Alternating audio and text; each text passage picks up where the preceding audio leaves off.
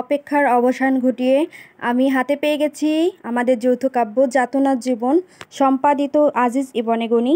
এই বইটা ছিল আমার কাছে একটা সারপ্রাইজ, কারণ আমি কিছুই জানতাম না যে আমার কোন ছবিটা যাচ্ছে, কোন লেখাটা প্রকাশ হচ্ছে, বা এই বইতে কে কে অংশ নিয়েছে, এটা আমি কিছুই জানতাম না।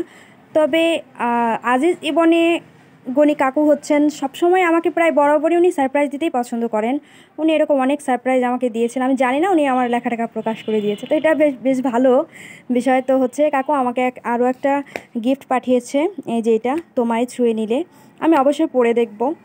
আর বইটা অনেক বইয়ের প্রচ্ছদটা সুন্দর হয়েছে, লেখাগুলোও আমি সম্পূর্ণ পড়িনি, অবশ্যই পড়ে দেখব। তবে কাকুকে অনেক শ্রদ্ধা রইল, উনি এমনিতেও আমার ভীষণ প্রিয় একজন মানুষ, আমাকে হচ্ছে অনেক অনেক হেল্প করেছেন লেখালেখিতে। আমি তো কিছুই বুঝতাম না, উনি আমাকে অনেকটা হেল্প করেছেন, তার জন্য শ্রদ্ধা রইল, কৃতজ্ঞতা রইল। আর এত ভালো একটা বই উনি উপহার দিয়েছেন সবাইকে। সবচেয়ে বড় কথা হচ্ছে এটা উনি নিজেই বহন করেছেন, সারপ্রাইজ দিয়েছেন সবাইকে আর কি, এখানে আমিও আছি।